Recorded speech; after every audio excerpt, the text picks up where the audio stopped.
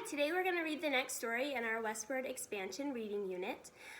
We've read about families who have traveled the Oregon Trail. We've read about how the steamboat changed travel on the water and how the Erie Canal was built to connect some larger cities in our country. And today we're going to switch gears a little bit and we're going to read about a group of people that was already living in the West and what they did to preserve their culture. So as you may remember, there were already many tribes of Native Americans living in the western parts of the United States, as well as the eastern part of the United States. And they were often being pushed off their land. And today we're going to read a story about a man named Sequoyah. And Sequoyah is part of the Cherokee tribe in the United States, and it's actually the Cherokee tribe still exists in the United States, and they mostly live in a state called Oklahoma. And Oklahoma is kind of right in the middle of the United States, right above Texas. So if you go check out a map, you should be able to find Oklahoma on that map.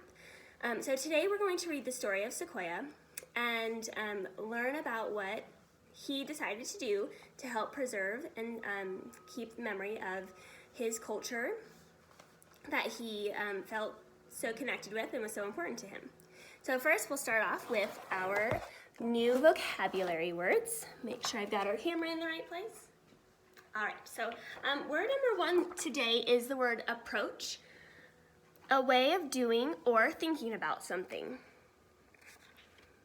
Create, to make or produce something, to cause something new to exist. Interacting, talking or doing things with other people. Concluded, decided after a period of thought or observation. And the last new word today is generations, groups of people who are born and living during the same time. So we're going to get started on our story today, our read aloud today, the story of Sequoyah.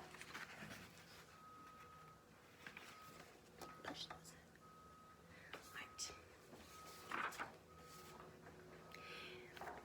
So here in this picture, you can see a Cherokee storyteller and people gathered around her listening to her stories. The story of Sequoyah. People are not born knowing how to read and write.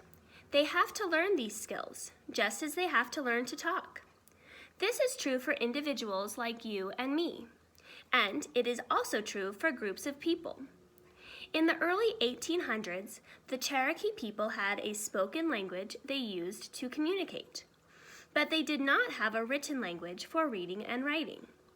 The Cherokee were Native Americans who lived in what is now the southeastern United States. There were Cherokee settlements in Georgia, Tennessee, and the Carolinas. The Cherokee people had many folk tales that had been told and retold for many generations. But none of these tales had ever been written down because the Cherokee kept and passed down meaningful information orally or by talking. That changed because of the hard work and dedication of a Cherokee man named Sequoyah. Sequoyah was born in Tennessee.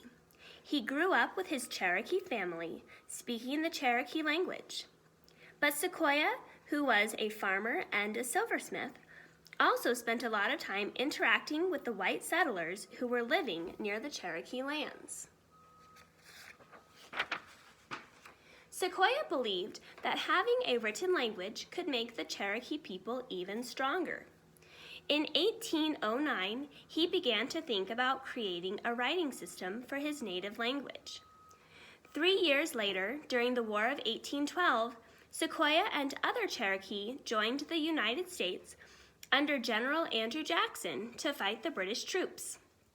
There, Sequoyah observed how the United States Army officers sent and received messages. The idea of creating a written language was not new to him, but Sequoyah saw how useful reading and writing was when the officers needed to communicate. The Cherokee called the letters that the officers sent each other talking leaves. Sequoyah had seen how helpful they were for the soldiers. He was convinced it would be good if the Cherokee people could use talking leaves too.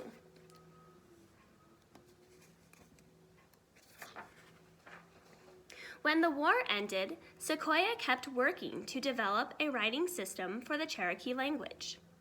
At first, he tried to come up with a symbol for each word in the language.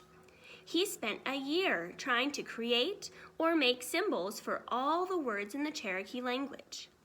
Even after a year, he was still not done. Sequoyah was so busy with his project developing the symbols for the Cherokee written language that he didn't plant any crops that year. All he did was work on creating symbols. His wife was worried. She thought Sequoyah didn't know what he was doing.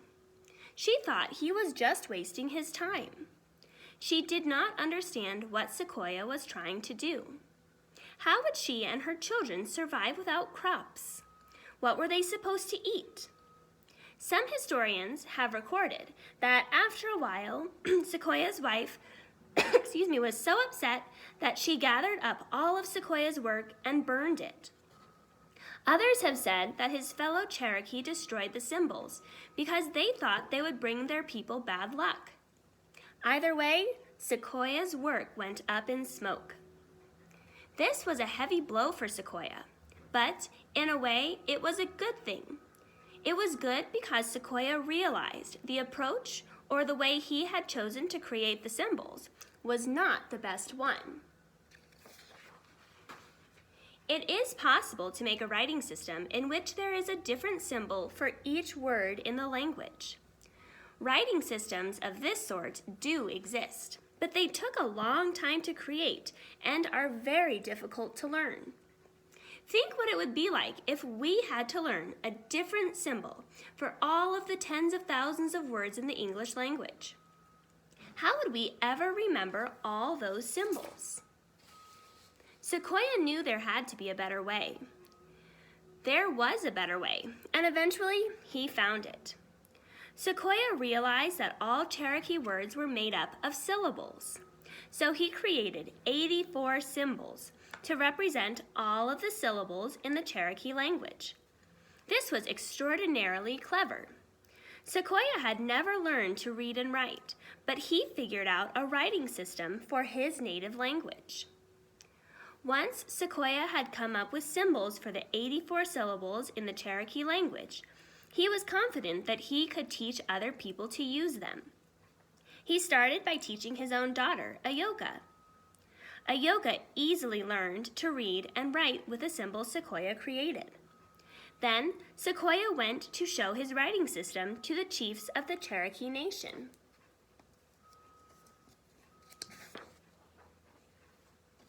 At first, the chiefs were skeptical.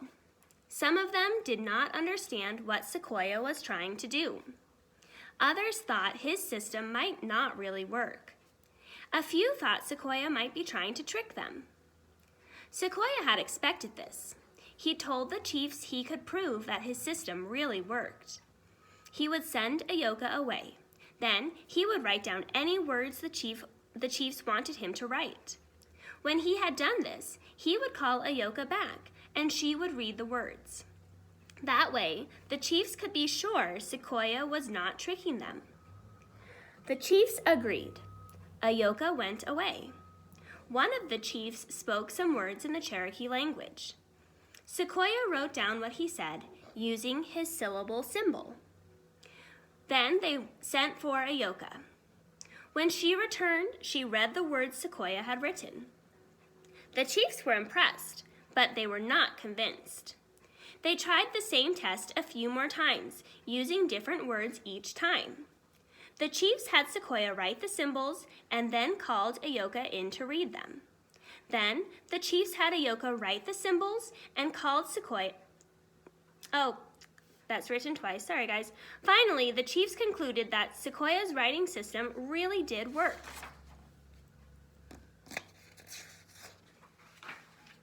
After all of his hard work, Sequoyah's writing system was accepted.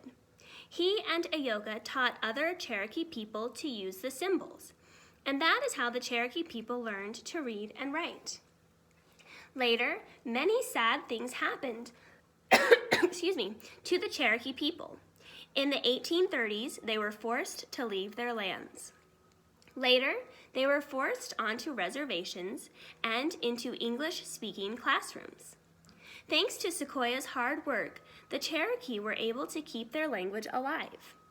Even today, almost 200 years later, the Cherokee language is written with symbols developed by Sequoyah.